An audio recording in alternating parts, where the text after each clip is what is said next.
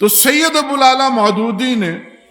اسلام کی جس دعوت کو زندہ کیا اور لوگوں کے سامنے پیش کیا، اس دعوت کو پڑھنے کے بعد اور سننے کے بعد ایک تبدیلی آئی، اور وہ تبدیلی یہ تھی، دینیات اور خطبات پڑھنے سے پہلے میں کم از کم ایک روایتی مسلمان تھا، بائی چانس مسلم گھرانے میں پیدا ہوا تھا، میرے ماں باپ نے میرا نام مسلمانوں جیسا رکھ لیا، کان میں جو ہے وہ اذان دے دی گئی اور کہیں کہیں نماز بھی پڑھ لیتے، لیکن یہ جو خطبات اور دینیات اور شہادت حق اور بنا اور بگار جب میں نے پڑھی تو مجھ پر ایک کیفیت پیدا ہوئی، بائی چانس مسلمان ہونے کے بجائے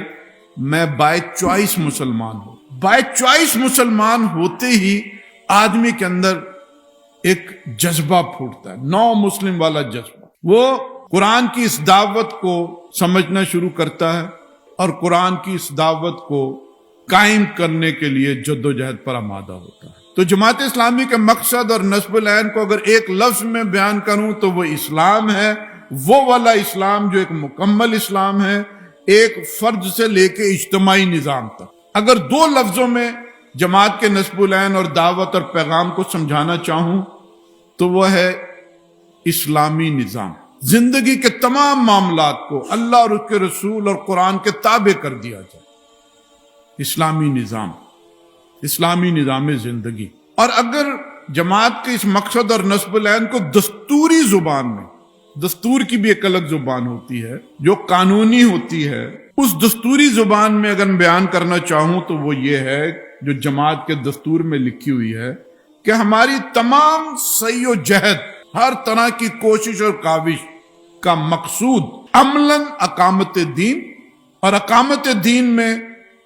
دو لفظ اور ہیں، حکومت الہیہ اور اسلامی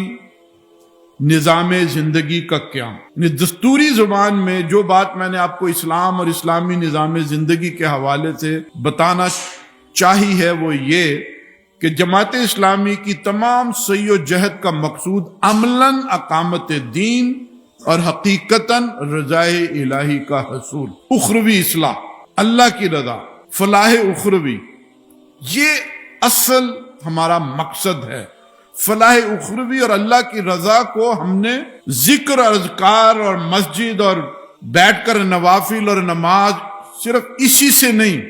اس سے اگلی سٹیج کے اوپر تکمیلی شکل میں حکومت الہیہ کا قیام، اسلامی نظام زندگی،